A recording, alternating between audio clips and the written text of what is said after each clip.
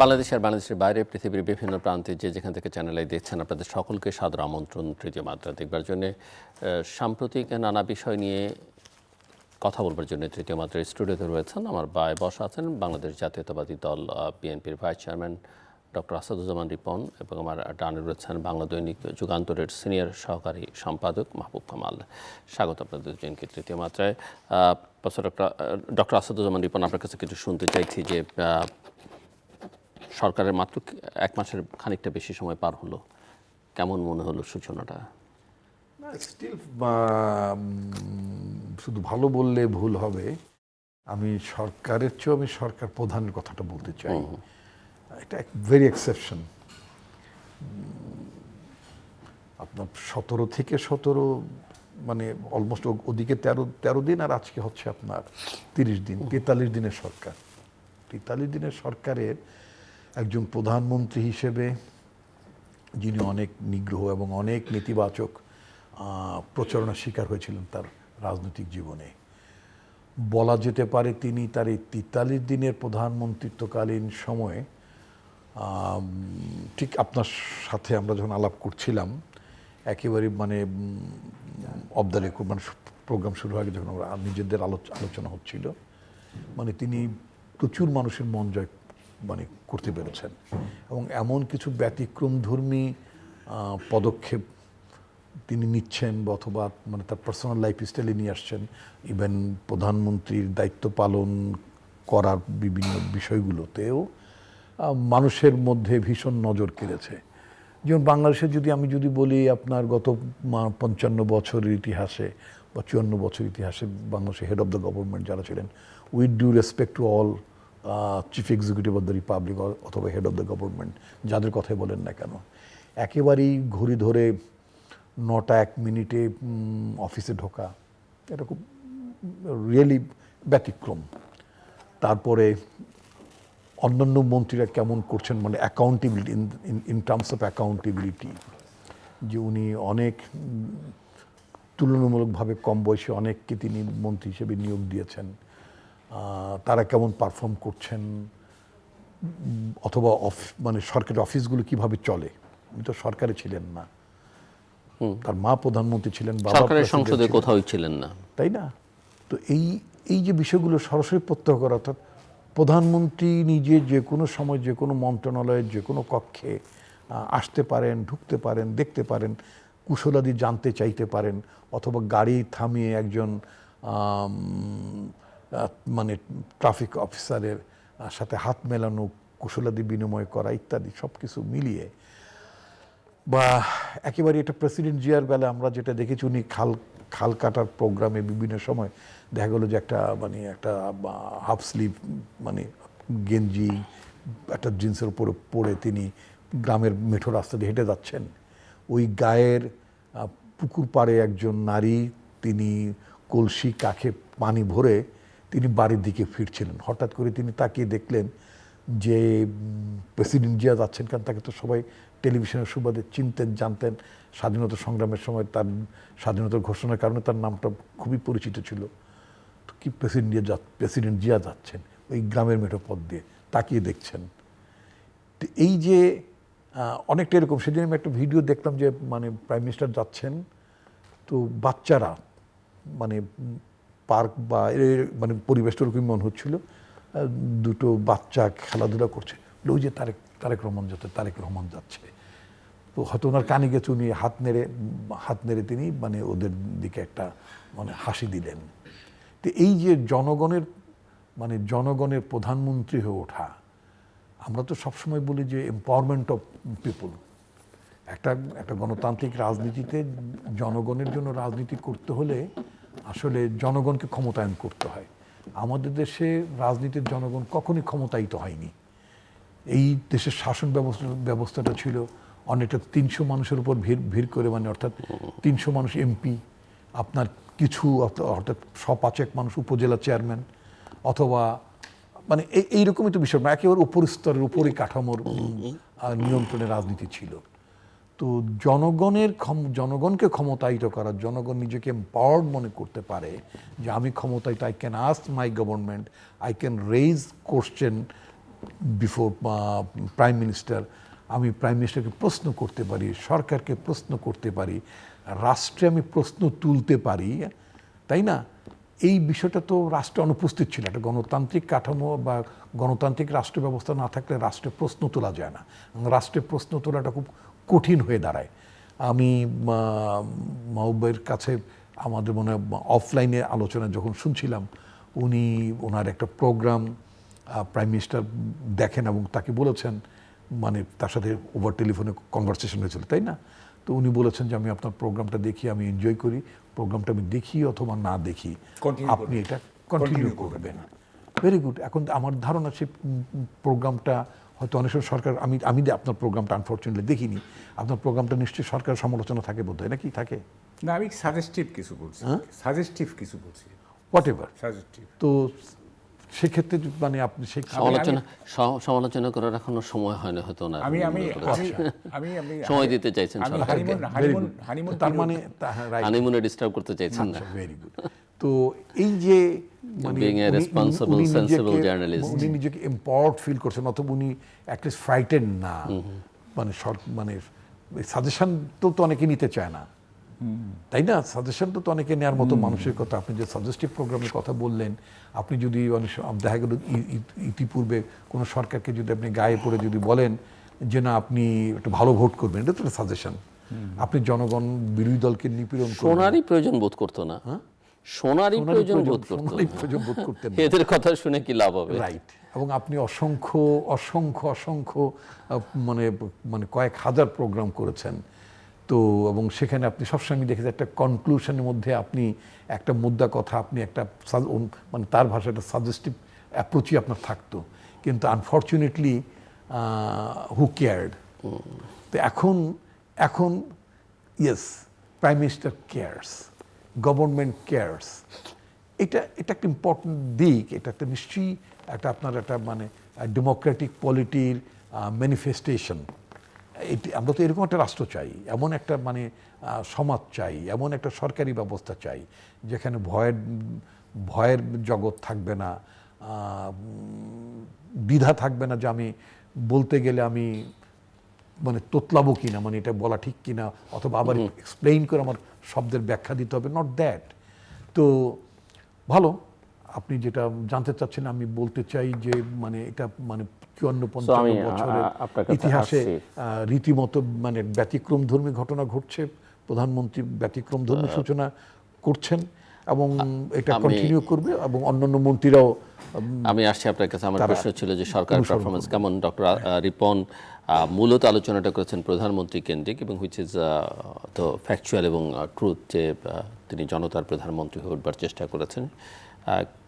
আপনার অবজারভেশনটা আমি শুনতে চাইব ওভারঅল, যে সরকারের পারফরমেন্স কেমন, এবং শুধুমাত্র প্রধানমন্ত্রী চাইলে নিঃসন্দেহে তার অ্যাপ্রুভাল রেটিং টু হাই বাংলাদেশের কনটেক্সটে প্রধানমন্ত্রী হিসেবে, কিন্তু তার টিম, পারিষদবর্গ, তাদের পারফরমেন্স সেটা তো দিন শেষে ম্যাটার করবে।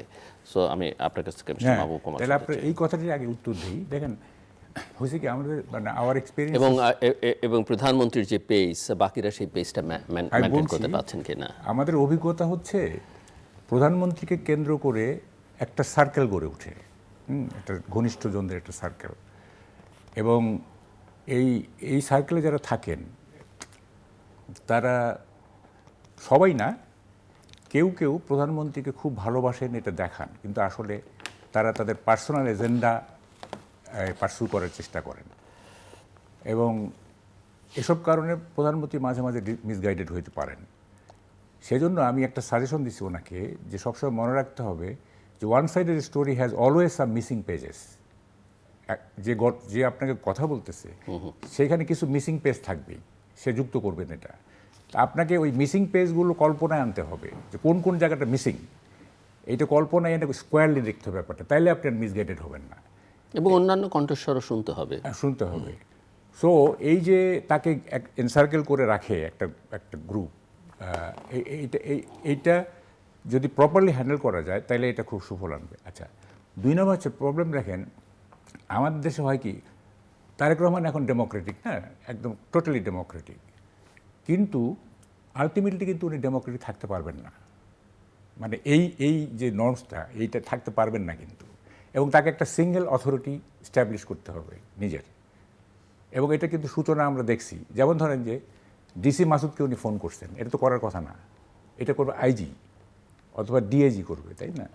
উনি উনি করুন, তার মানে ইভেন হোম মিনিস্টারও না। হ্যাঁ, তো ফলে এই যে একটা সিঙ্গেল অথরিটি হয়ে যায় আলটিমেটলি, হ্যাঁ, এইটা কিভাবে মানে এখান থেকে কিভাবে ডেমোক্রেটিক মানে প্র্যাকটিস করা যাবে, সেটা কিন্তু একটা বড় ব্যাপার আর কি। কারণ দেখেন এইখানে তো মানে সব ভালো ভালো নয়, সব ভালো সব সময় করতে নেই, অন্যদের জন্য কিছু রেখে দিতে হয় না, তবে আমাদের একটা সমস্যা জিনিস কি, বাড়ে, হ্যাঁ, সেটা আমার যেটা একটু ভালো লাগছে, মাথায় রাখতে হবে। আমার যেটা ভালো লাগছে সেটা হচ্ছে উনি খুব ক্যাজুয়াল, এ বিট ওয়েস্টার্নাইজড। যেমন ধরেন যে আমি ডেভিড ক্যামেরুনের একটা ছবি দেখছিলাম, ইলেকশনের দিন উনি জিতছেন, তো উনি বগলে নিউজ পেপার, হাতে ব্রেড, হেঁটে হেঁটে যাচ্ছেন বাসায়, রেজাল্ট হয়ে গেছে, হি suppose two B the next prime minister, নেভারদিলেস উনি এইভাবে হেঁটে হেঁটে যাচ্ছেন, সো ক্যাজুয়াল এবং সো সিম্পল আর কি। তো তারেক রহমানের মধ্যে এইটা দেখতেছি আমি, হ্যাঁ, খুব ক্যাজুয়াল। তারপরে ধরেন যে তার মেয়েকে পাশে বসায় কথা বলে, এগুলি কিন্তু মানে ওয়েস্টার্নের এই কালচার আর কি। হ্যাঁ, যেমন ধরেন সব কী বলেন যে প্রেসিডেন্টের বলেন বা প্রাইম মিনিস্টারের তাদের যে মেয়ে বা মেয়ে, জেনারেলি মেয়ে, সে কিন্তু সবাই চিনে তাকে, হ্যাঁ, কারণটা হচ্ছে ওইভাবে থাকে আর কি। তো ফলে এগুলো, তারপরে যে প্রোটোকল কমিয়ে নেওয়া, তারপরে ধরেন যে সিম্পল পোশাক, তারপরে উনি একটা চেঞ্জ আনছেন, সেটা হচ্ছে যে এই পাবলিক কন্ট্রাক্ট যেটা আর কি, না, পাবলিক কন্ট্রাক্ট অন্য অন্য নেতারা যারা যেভাবে করতেন, উনি কিন্তু সেভাবে না, মানে একটা he has developed A style of his own. এটা এটা খুবই ভালো। তবে একটা সমালোচনা আমি করি, ঠিক আছে, তাও করবেন।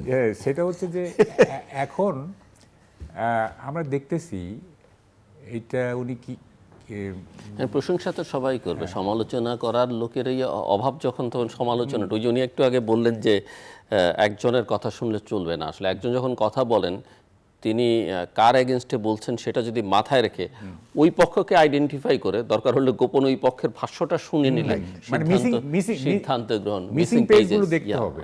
That's what I am saying. আচ্ছা, সেটা হলো যে আমি দেখতেছি, লক্ষ্য করতেছি এক ধরনের পলিটিক্স অফ অ্যাপিজমেন্ট চলতেছে, সন্তুষ্টিকরণের রাজনীতি, এবং সবাইকে সন্তুষ্ট করার একটা প্রবণতা দেখা যাচ্ছে, মানে অ্যাপার্ট ফ্রম আওয়ামী লীগ। আওয়ামী লীগ তো এটা আলাদা আলাদা কেস। আওয়ামী লীগ সন্তুষ্ট হতে চায় কিনা সেটাও একটা আরেকটা প্রশ্ন, তারা কি চায় সেটাই তো পরিষ্কার না, সরকারকেই করবে।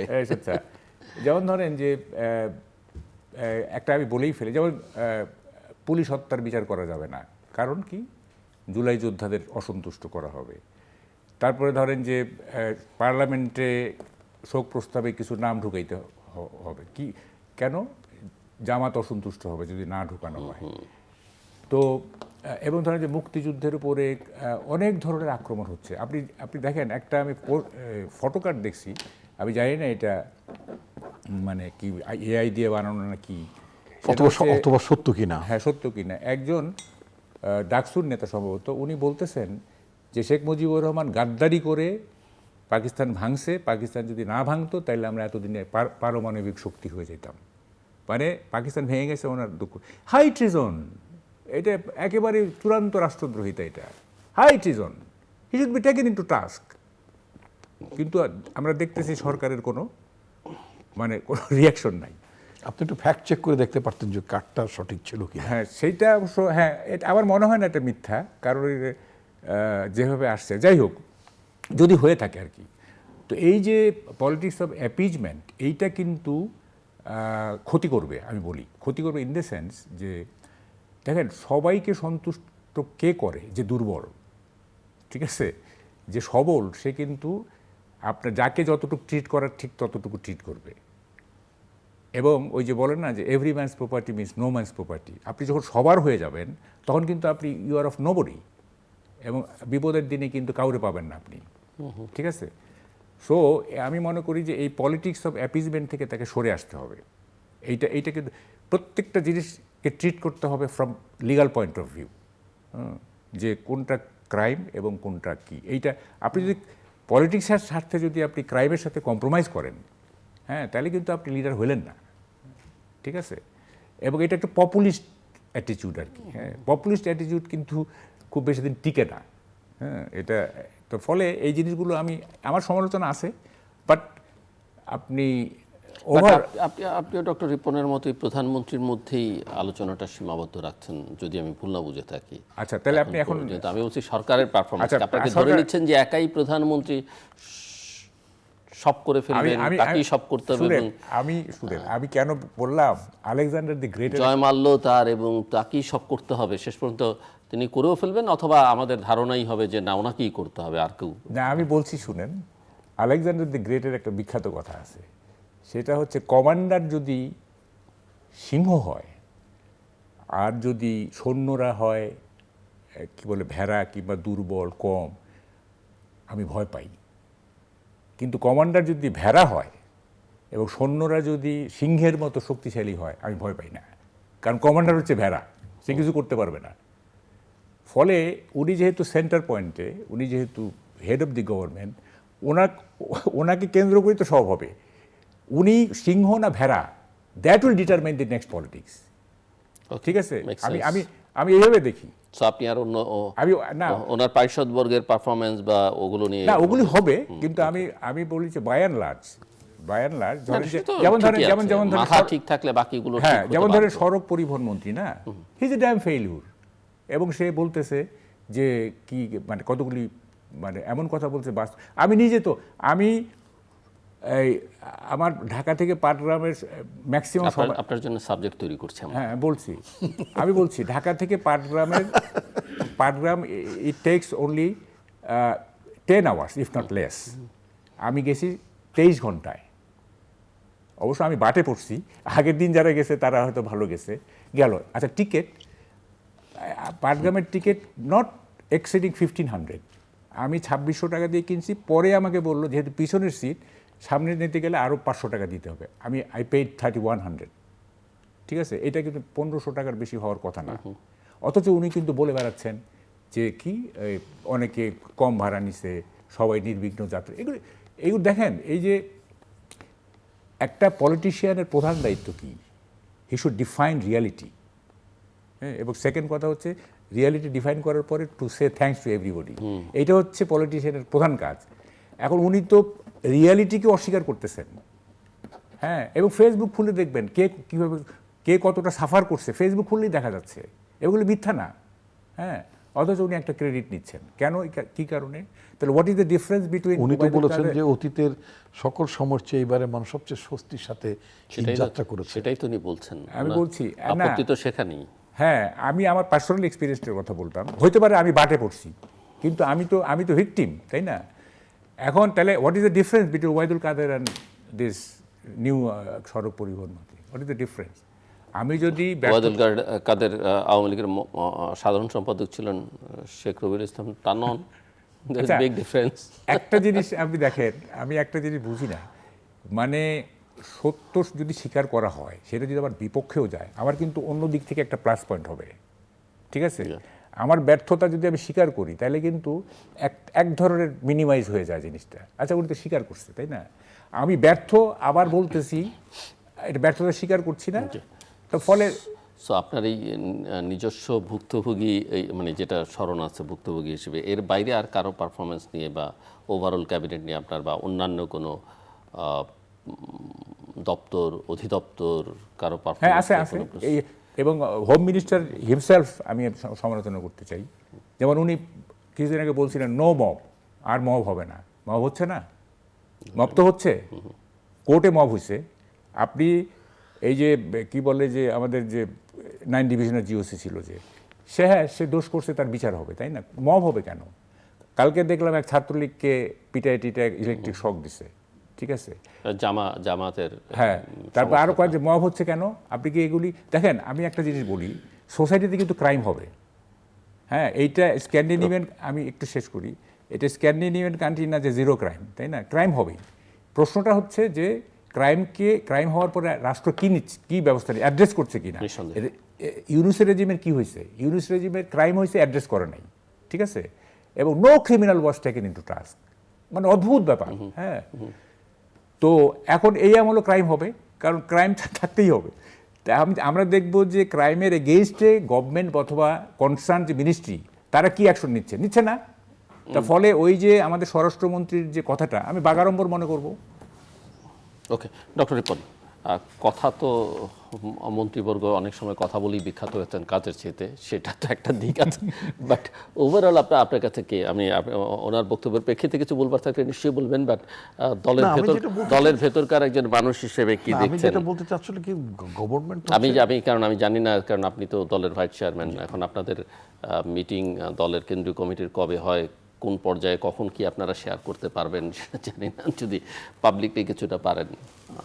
সেটা হচ্ছে যে আপনার গভর্নমেন্টের বয়স মাত্র 43 বছর, আপনি 43 দিন, সরি দুঃখিত 43 দিন। তো 43 বছর গভর্নমেন্টের বয়স হলে এখানে কেউ প্রশংসা করতো না, অথবা প্রশংসা করতে পারতো না। 43 বছর তো আমরাই সার্ভাইভ করবো না, নেক্সট 43 ইয়ার্স হোয়াট এভার। তো যেটা বলছিলাম যে 43 দিনের একটা সরকার, স্বরাষ্ট্রমন্ত্রী যেটা বলেছেন সেটা তার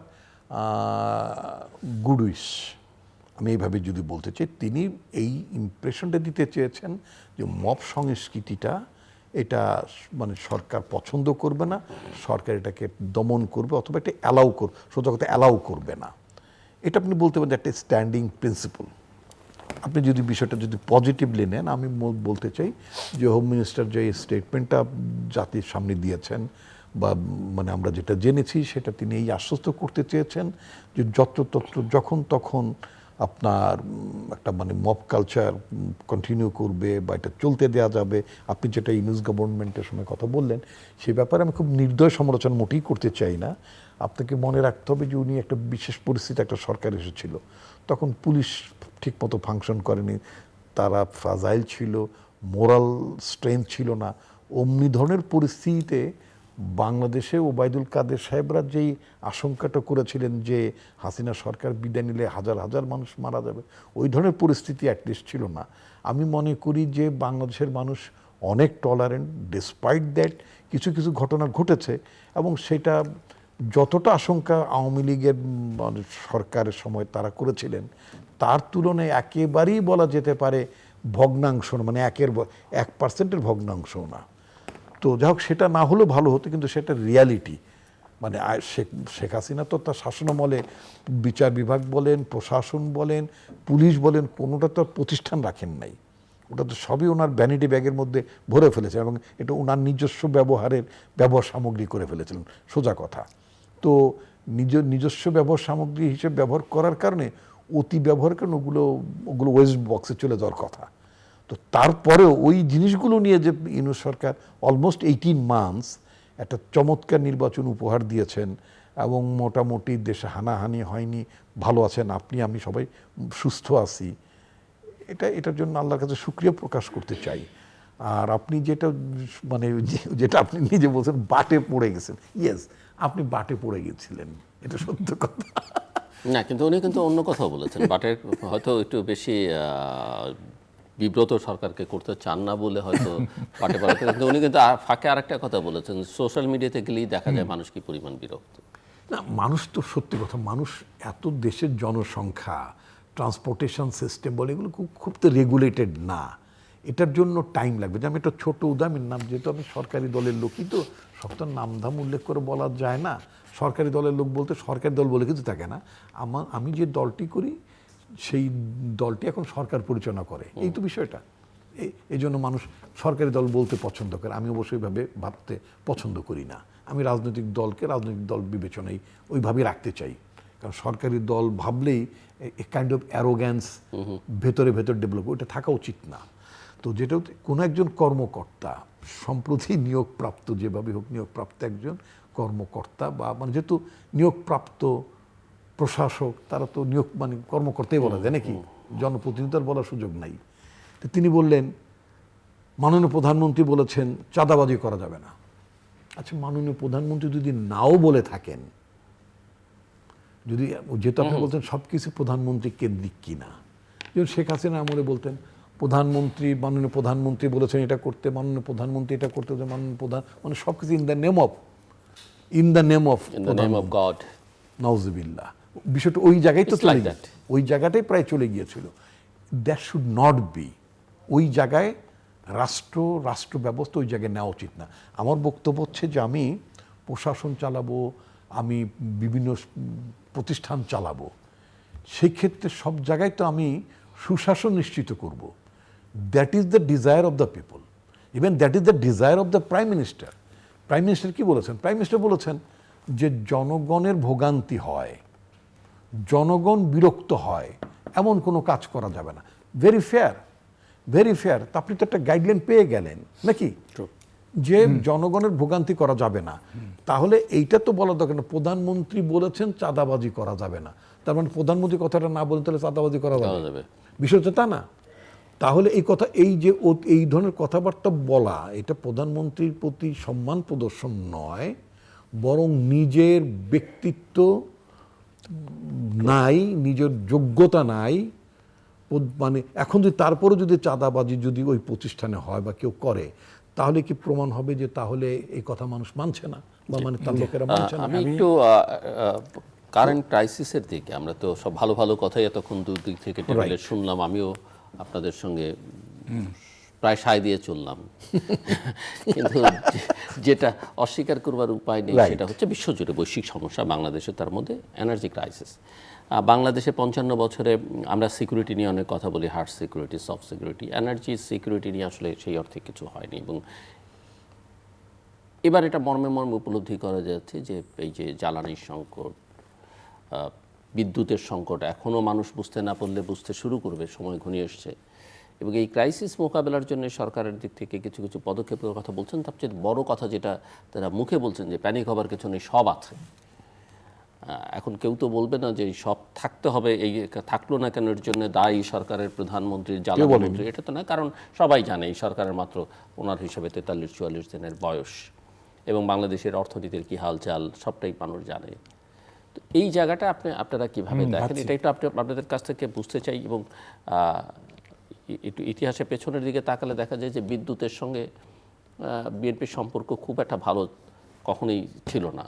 তো সেই যে বলছি সেটা আমি 1 মিনিট একটু রিপন ভাইকে এটা অ্যাড্রেস করবো। আমি হাসফাস করতেছি আর কি, এটা না বললে না বলুন, এটা ভেন্টিলেট করতে হবে। আমি ছোট করে বলবো, এটা আমি ফ্রি হয়ে যাওয়া, আমি 1 ঘন্টা ধরে বলতে পারি, 1 ঘন্টা, কিন্তু আমি 1 মিনিট বা 1.5 মিনিট বলবো। দেখেন, ইলেকশন ইউনূস সাহেব করে নাই, ইলেকশন করছে আর্মি, আমি জেনে বলতেছি। এবং ইউনূস সাহেব ওনারা বলছিলেন যে রেজাল্ট দিতে দেরি হবে, এবং বলছিলেন 180 দিন পরে ক্ষমতা হস্তান্তর, মানে একটা ইল মোটিভ ছিল। আর্মি বলছে নো, 18 মাস, এবং আর্মি প্রপার টাইমে প্রপার ডিসিশন নিছে। 5 অগস্ট বলছে গুলি করবো না, that was the right decision. এইবার বলছে নো, হাঙ্কি পাঙ্কি চলবে না, আর্মি করছে ইলেকশন। গুড। 2 নম্বর হচ্ছে প্রশাসনকে সাহায্য করেছে, এটা বলে আর্মি না হলে পারতো না, আমি জেনে বলতেছি শেষ কয়েকদিনে তারা এই মুভটা নিয়েছে। 2 নম্বর হচ্ছে আপনি বলতেছেন যে একটা বিশেষ সময় আসছে ক্ষমতা, পুলিশের মরাল ভেঙে গেছে। আমি তো বললাম না 1 ঘন্টা বলতে পারি। গোপালগঞ্জে এনসিপি আক্রান্ত হয়েছে বলে এখান থেকে নির্দেশ গেছে, 5টা লোক মেরে ফেলছে। আর কি বলে যে প্রথম আলো আর যখন পড়ে ওখানে আর্মি ছিল, তারা অ্যাক্টিভেট হয় নাই, এবং নুরুল কবির ফোনের পর ফোন করছে, নোবডি রেসপন্ডেড। কি বুঝলেন? ওখানে যদি এনসিপি না হয়ে যদি অন্য কেউ যাইতো, তাইলে তারা মানে ওদের হাতে মারা পড়তো। যেহেতু এনসিপি, সুতরাং এখান থেকে নির্দেশ গেছে, আর্মি অ্যাক্টিভেটেড হয়েছে, এবং 4-5টা লোক মরে গেছে। কিন্তু অন্যান্য মবের ক্ষেত্রে প্রেস সেক্রেটারি বলতেছে এইটা কি বলে প্রেশার গ্রুপ, মব না। স্বয়ং চিফ অ্যাডভাইজার বলতেছে ওরা তো তোমাদের গ্রামেও আছে। এটা ডিরেক্ট মানে আপনার কি বলে এনকারেজমেন্ট অফ মব। হ্যাঁ, এটা শুনুন, এগুলো আমি 1 ঘন্টা আপনার সাথে বিতর্ক করতে পারি, কিন্তু আমি করবো না। তর্ক করি না, আপনি বিতর্ক করবেন কেন? যাকে আমি তেলের কথা বললেন না, দেখেন একটা কিন্তু খুব মানে কি বলে যে এটা একটা ফ্রাইটেনিং সিচুয়েশনের মধ্যে আমরা পড়তে যাচ্ছি। সেটা হলো যেমন একটা বলি, যেমন ফার্নেস অয়েল না, ফার্নেস অয়েলের যে এখন যে মজুদটা আছে সেইটা 1 মাসের মজুদ আছে। এবং আপনি যদি এখন কি বলে যে নতুন করে আবার করতে চান, তাহলে এইটা এক্সিকিউটেড হইতে মিনিমাম 40 দিন লাগবে, 50 দিন লাগবে। তাইলে আপনি এইটা যে আপনি করতে পারতেছেন না, তাইলে 30 দিন পরে কি হবে? আপনার তো ইলেকট্রিসিটি বন্ধ হয়ে যাবে। হ্যাঁ, আচ্ছা, ইলেকট্রিসিটি যদি লোডশেডিং শুরু হয়, এইটার কিউমুলেটিভ এফেক্ট কী হবে? আপনার সেচের সময় সেচ দিতে পারতেছেন না, আপনার ইরি ধান হচ্ছে আমাদের ফুড সিকিউরিটির একটা লায়ন শেয়ার তারা করে। আপনি সেচ দিতে পারবেন ইলেকট্রিসিটির অভাবে। আচ্ছা, ইলেকট্রিসিটির অভাবে আপনার কারখানা সমস্যা হবে, ছাঁটাই হতে হবে।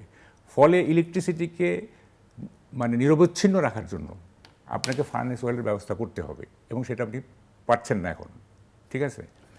আচ্ছা, তারপর দেখেন রাশিয়া কালকে থেকে পরশুদিন থেকে রপ্তানি বন্ধ করে দিবে, তার ঘোষণা দিয়ে দিয়েছে কিন্তু, ঠিক আছে?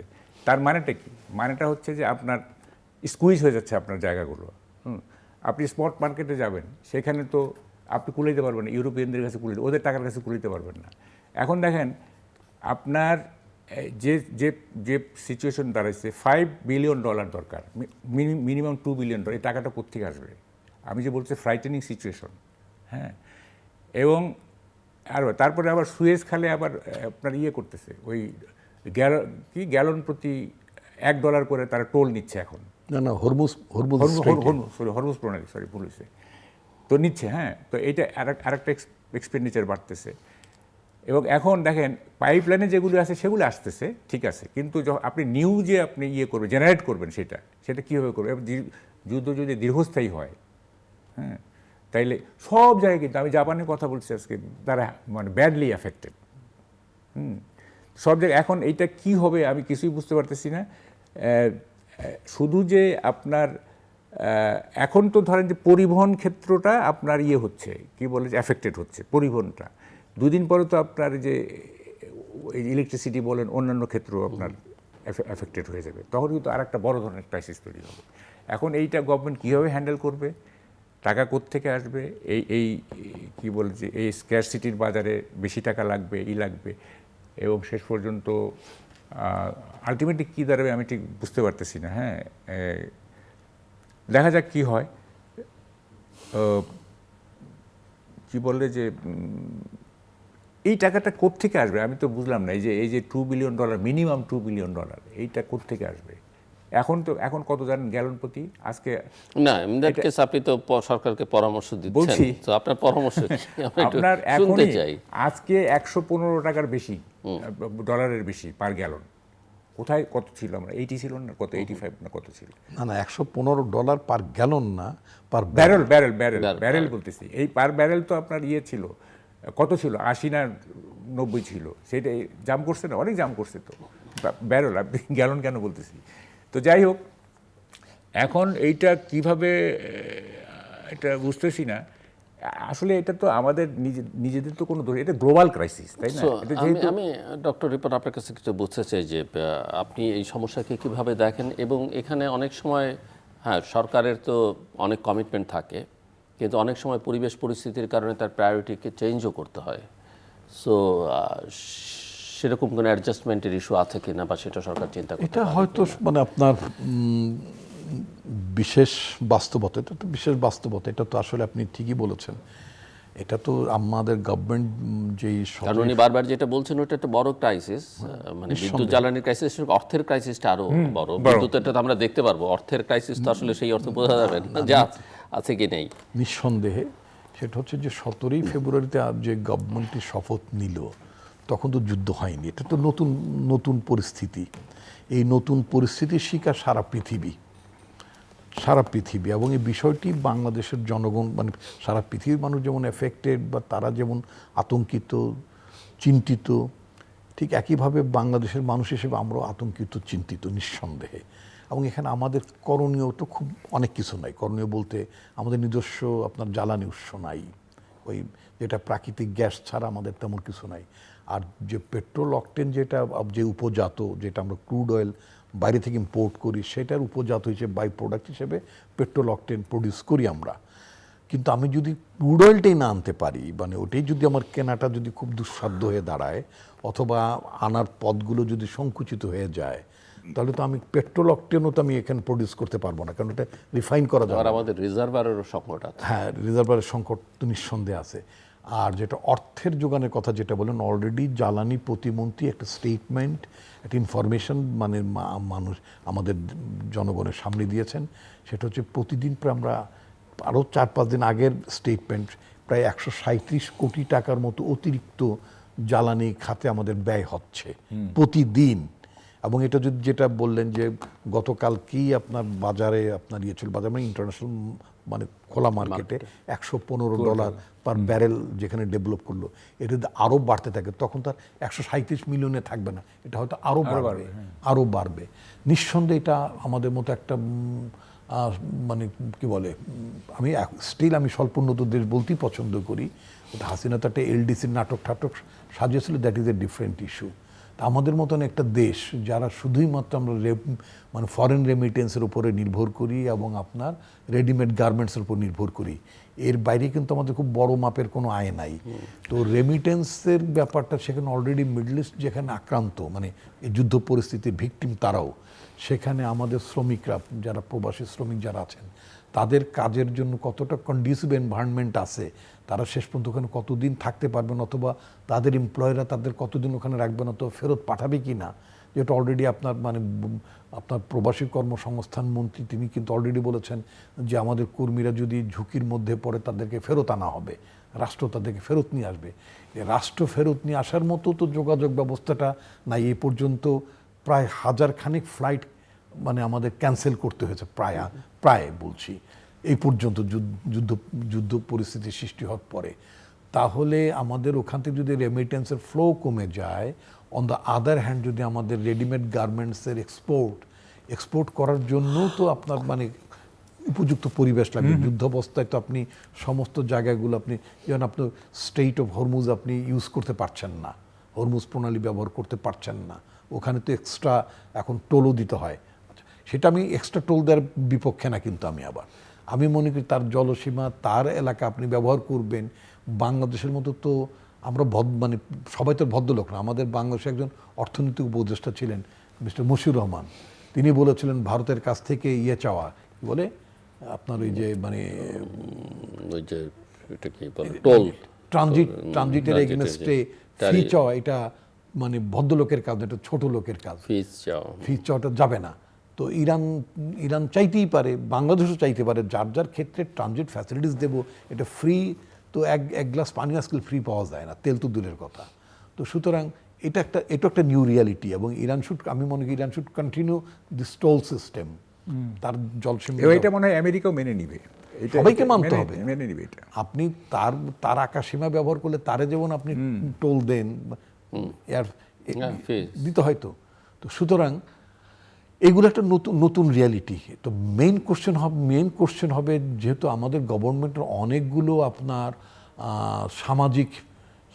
সামাজিক প্রোগ্রাম আছে, যেমন আমরা কৃষক কার্ডের কথা বলেছি, আমরা ফ্যামিলি কার্ডের কথা বলেছি, আমরা হেলথ কার্ডের কথা বলেছি, এরকম অনেকগুলো আমরা জনহিতকর প্রোগ্রামগুলোর কথা বলেছি। তো এবং সেটা আমাদের প্রাইম মিনিস্টার অলরেডি ইন্ট্রোডিউস করেছেন, এবং এটা অনেক সুফল পাওয়া যাচ্ছে, মানুষ ভীষণ আপ্লুত খুশি। তো এত সব কিছু মিট আপ করা যদি দেশের অর্থনীতির অবস্থাটা যদি খুব এমনি এক কথাটা আমি এভাবে বলতে পারি যে energy insecurity means insecurity everywhere. ওই ইয়েস, হ্যাঁ নিঃসন্দেহে। কারণ আপনি আজকে এখন আমরা যে বিদ্যুৎ আছে বলে আমরা অনুষ্ঠানটা করতে পারছি, বিদ্যুৎটা যদি কোনো রকম ইন্টারাপশন হয়ে যেত তাহলে অনুষ্ঠানটা করতে পারতো। সুতরাং বিদ্যুৎ বলেন বা এনার্জি বলেন, আপনি খুব রাইটলি আগে বলেছিলেন security in terms of energy, food সিকিউরিটির কথা, নানা সিকিউরিটির কথা আমরা বলি, but energy security is very important. এবং এই নিউ রিয়ালিটিতে এই মানে ইরানের উপর যে আপনারই হলো মানে আধিপত্যবাদী ইসরায়েল এবং আমেরিকার আধিপত্যবাদী সাম্রাজ্যবাদী শক্তির যে হামলাটা হলো বা যে যুদ্ধটা চাপিয়ে দিল, এবং কি আবদার যে খাদ্যিক তাদের লাগবে, তেলও লাগবে। তো বুঝাই যাচ্ছে যে তেল দখল করার জন্য ভাগ্যিস বাংলাদেশের যে এখন পর্যন্ত বাংলাদেশে বিরল খনিজ পাওয়া যায়নি। আমি তো সেদিন খুব ভয় পেয়ে গেলাম। আমেরিকাকে অনেকে ঠাট্টা করে বলে it's a oil company America, ঠিক আছে। আচ্ছা একটা ভালো খবর আছে কিন্তু, সেটা হচ্ছে যে আমেরিকার লোকজন কিন্তু এখন প্রতিবাদে ডেমনস্ট্রেশন করেছে 50 অঙ্গরাজ্যে। আপনার মোর দেন 3000 ডেমনস্ট্রেটর তারা গতকালকে বড় ধরনের বিক্ষোভ। আমি যেটা বলছিলাম, গত 2-3 দিন আগে বাংলাদেশের মানে আমি অনলাইন পত্রিকাতেই নিউজটা পড়ছিলাম, একটা অস্ট্রেলিয়ান কোম্পানি যাদেরকে দায়িত্ব দেওয়া হয়েছিল তার এখান থেকে আপনার মানে বালু থেকে মানে সমুদ্র উপকূলে খনিজ অনুসন্ধান করবে, এবং খনিজ অনুসন্ধান করে তারা পেয়েছে, এবং রেট অফ এক্সট্রাকশনটা অনেক ভালো, আশান্বিত করার মতো ব্যাপার।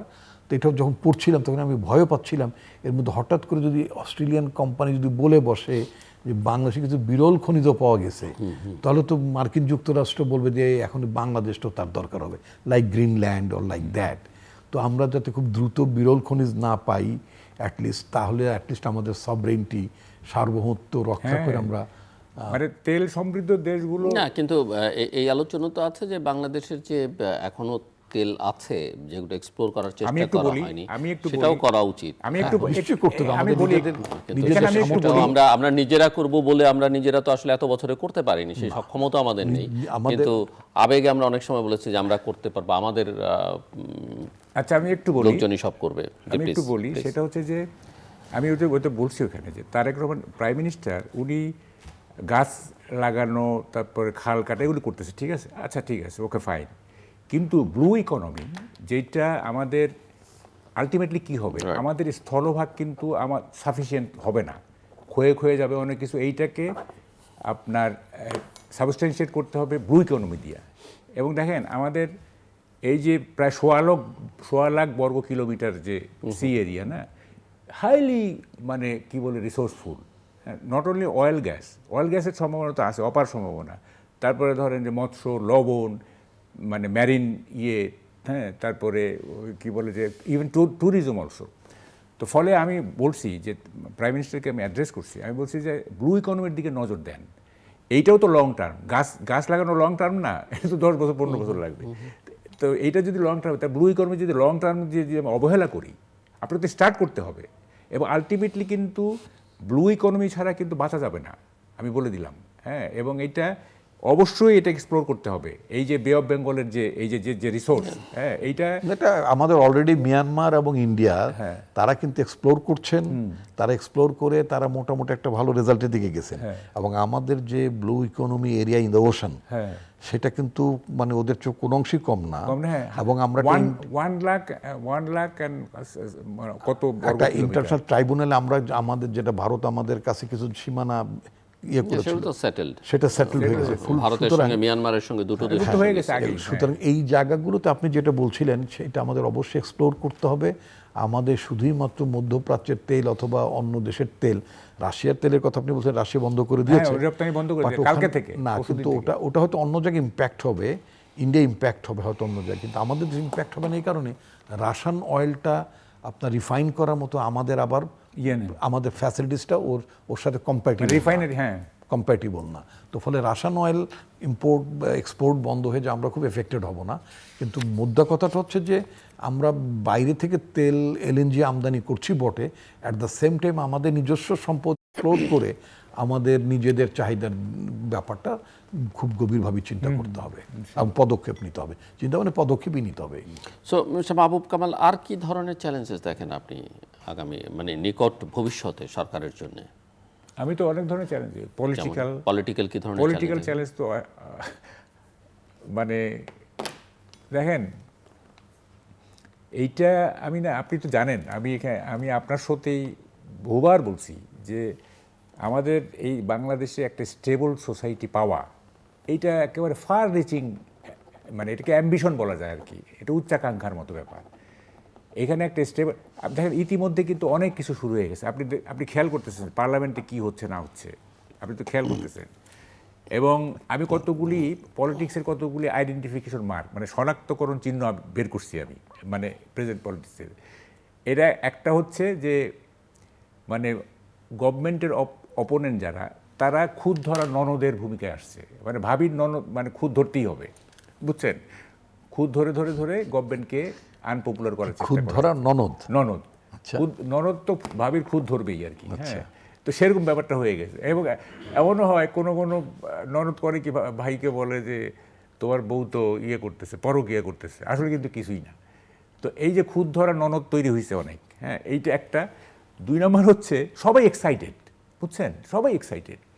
এবং এটা কীরকম এক্সাইটমেন্ট জানেন, এই যে বাচ্চারা যখন ওই যে সুইমিং পুলে গোসল করে বা নদীতে পুকুরে গোসল করে একসাথে, তারা যেরকম এক্সাইটেড থাকে ঠিক সেরকম এক্সাইটেড। এবং ওই একটা গল্প বলি, বিদেশ থেকে এক লোক আসছে আর কি, ইংলিশ স্পিকিং, তো একটা মিটিংয়ে গেছে, তো গিয়ে দেখতেছি যে বক্তা মানে একেবারে লাউডলি সে বলতেছে, ঝাপাচ্ছে, এই হচ্ছে সেই হচ্ছে। তো ওই বিদেশি বুঝতেছে না যে কী ব্যাপার। তো পাশের লোককে জিজ্ঞেস করছে যে why is E so angry, is in a threat of being killed, তাকে কেউ হত্যার মানে থ্রেট করছে নাকি, সে এত লাফাচ্ছে কেন, এত ভয় পাচ্ছে কেন। এই হচ্ছে আমাদের বক্তারা এরকম এক্সাইটেড এবং কি বলে যে সব কিছুতেই দেখবেন যে বাড়াবাড়ি, সব কিছুতেই বাড়াবাড়ি, একটা এই কি বলে যে সুস্থ চিন্তা। এবং আরেকটা জিনিস আমি খেয়াল করতেছি, সবাই কিন্তু ফিলোসফার হয়ে গেছে, বুঝছেন, আমরা কিছুই বুঝি না, সব ফিলোসফাইজ করতেছে। হ্যাঁ, এই ৭২-এর সংবিধান এইটা, ওইটা অমুক, এইটা সেইটা। ৭২-এর সংবিধান তো পরেই নাই, বুঝছেন। ওই যে শক্তি চট্টোপাধ্যায়কে সুনীল জিজ্ঞাসা করছিল যে এই যে ছন্দ ভাঙতেছে, তুমি এইগুলি ছাপো কেন? তো উনি বলতেছে আচ্ছা ছন্দ ভাঙতে পারে, ছন্দটা জেনে ভাঙুক, যে ছন্দ জানেই না সে ছন্দ ভাঙবে কি, ভাঙার অধিকারই তো তার নাই। তো সে যে ৭২-এর সংবিধান পরেই নাই, হ্যাঁ, সে বলতেছে ৭২-এর সংবিধান মানি না। তারা জিজ্ঞেস করেন ৭২ সংবিধান কী আছে, কিছুই বলতে পারবে না।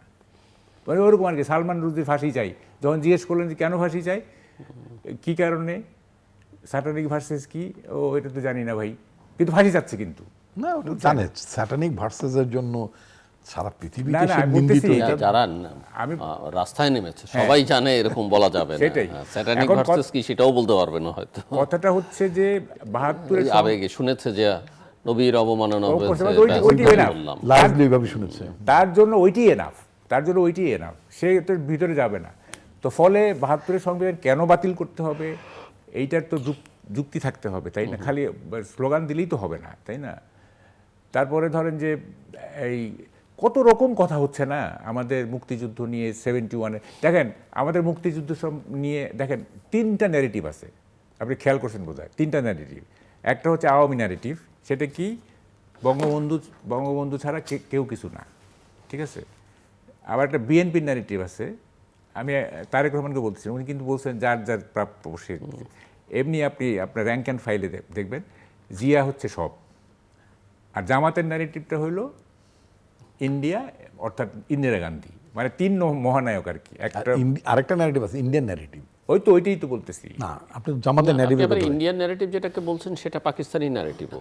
পাকিস্তানিরাও এখন বলার চেষ্টা করে যে তারা ইন্ডিয়ার সঙ্গে যুদ্ধ করে হেরেছে, বাংলাদেশ স্বাধীন হয়েছে বাংলাদেশিদের সঙ্গে যুদ্ধ করে, এটা মোর অর লেস আপনার রিলেটেড সমান সমান আমরা একটা ভাব আছে। না, আমি বলতেছি রিপন ভাই, ইন্ডিয়া কি বললো সেটা আমি দেখতেছি না, আমাদের দেশের ভিতরে বলতেছি।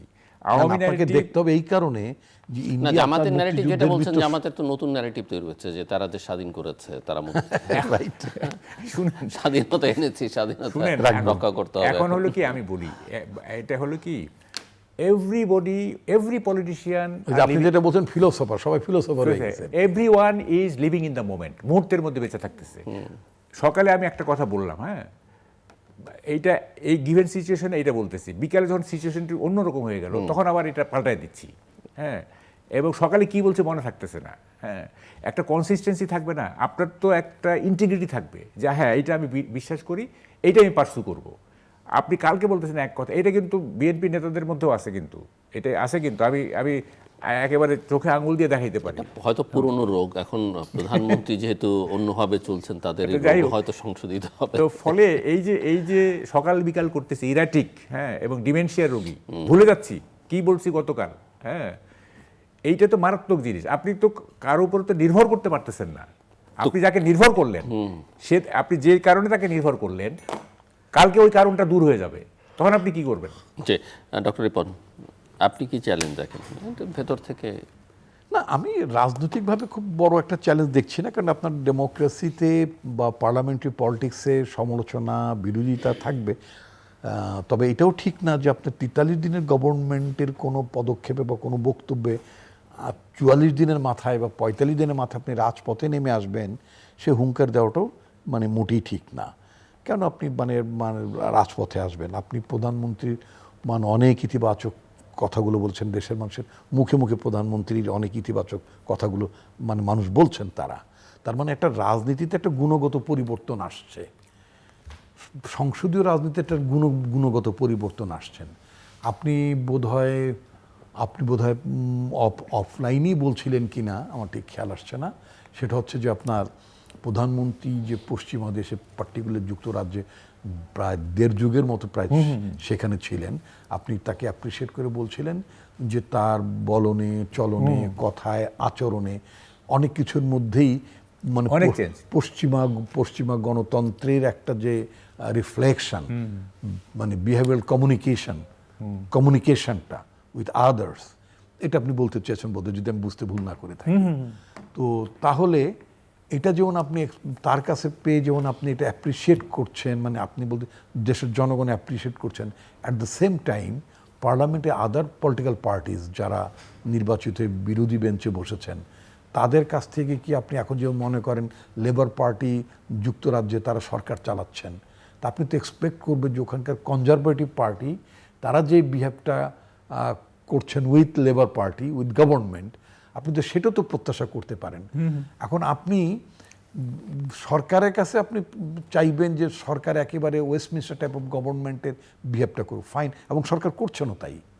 অন দ্য আদার হ্যান্ড আপনি যদি মনে করেন যে আপনি বাংলাদেশে অপোজিশন হিসেবে যারা আপনারা আছেন, আপনারা একেবারেই মানে মেঠো রাজনীতি করবেন, মেরে ফেলবো, খেয়ে ফেলবো, ছুঁড়ে ফেলবো, রাস্তা মানে কিসব কথা দ্যাট শুড নট। বিএনপিকে নিশ্চিহ্ন করা হবে, আমি মনে করি যে সেটা হচ্ছে রাজনীতির একটা গুণগত পরিবর্তন 5ই আগস্টের পরে এবং 12ই ফেব্রুয়ারি নির্বাচনের পর একটা নতুন রাজনৈতিক সংস্কৃতির সূচনা হয়েছে।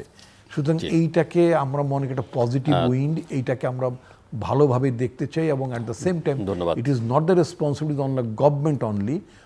অপোজিশনে যারা থাকবেন তারাও রেসপন্সিবল বিহেভ করবেন, রেসিপ্রোকাল বিহেভ করবেন। জনগণকে এমনি জনগণ নানা কারণেই মানে আপনার মানে আতঙ্কের মধ্যে আছে, বিশেষ করে মানে এনার্জি সিকিউরিটির কারণে। শুধু নতুন করে জনগণকে আবার রাস্তার গরম ঠরম দেখিয়ে জনগণকে মানে আতঙ্কিত করা। দর্শক অনুষ্ঠানের শেষ প্রান্তে আমরা সামাজিক যোগাযোগ মাধ্যম ফেসবুক, এক্স এবং ইউটিউবে তৃতীয় মাত্রা লাইভ স্ট্রিম হচ্ছে, আপনারা দেখতে পারেন। টেলিভিশনের পর্দায় দেখতে না পারলে যে কোনো সময় যে কোনো স্থান থেকে ইউটিউবে তৃতীয় মাত্রা চ্যানেলটি সাবস্ক্রাইব করে এই পর্ব বা পুরনো পর্বগুলো আপনারা দেখতে পারেন। মিস্টার মাহবুব কামাল এবং ডক্টর আসাদুজ্জামান রিপন অসংখ্য ধন্যবাদ এই আলোচনা অংশগ্রহণের জন্য। দর্শক, আমার দুই অতিথি বলছিলেন, একজন পলিটিক্যাল চ্যালেঞ্জেসের কথা বলেছেন সরকারের সামনে, আরেকজন সেই অর্থে সেই চ্যালেঞ্জটা না দেখলেও অন্যান্য চ্যালেঞ্জকে খানিকটা অ্যাডমিট করে নিয়েছেন, বিশেষ করে ইকোনমিক চ্যালেঞ্জটা একটা বড়। ইতিবাচক দিক যেটা ওনাদের দুজনেরই কথায় বেরিয়ে এসছে সেটা হচ্ছে যে প্রধানমন্ত্রীকে তারা জনতার প্রধানমন্ত্রী বলতে পারছেন, তবে একই সঙ্গে সতর্কবার্তা উচ্চারণ করেছেন যে সবাইকে কিন্তু খুশি করা যাবে না, এবং সবাইকে খুশি করবার চেষ্টা করা হলে সেখানে ব্যর্থতার আশঙ্কাটা অনেক বেশি থাকে। দেশে একটা বড় রকমের বৈশ্বিক সমস্যা অবশ্যই, এবং এর দায় এই সরকারের সেটাও বলা যাবে না। তবে অবশ্যই তারা খুবই প্র্যাগমেটিক আচরণ করবেন, সংকটটাকে স্বীকার করবেন, এবং জনগণকে প্যানিক হতে না বলাটা যেমন ঠিক আছে, কিন্তু একই সঙ্গে এই সংকট আমরা কীভাবে সবাই মিলে মোকাবেলা করতে পারি সেই সব গাইডলাইনও সরকারের দিক থেকে দেওয়া উচিত। এনার্জি সিকিউরিটি নিয়ে বা যে জ্বালানির সংকট, বিদ্যুতের সংকট, এই সংকট মোকাবেলার দিকে মনোযোগ দিতে হবে।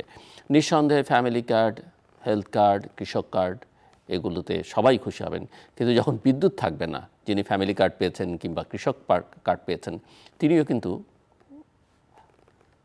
সহজাত প্রবৃত্তি অনুযায়ী সরকারের সমালোচনা করবেন, নিন্দা করবেন। কাজে এটা মাথায় রাখতে হবে। যে কারণে আমার এক অতিথি বলছিলেন যে এনার্জি ইনসিকিউরিটি মিনস হচ্ছে সকল জায়গায় আসলে ইনসিকিউরিটি।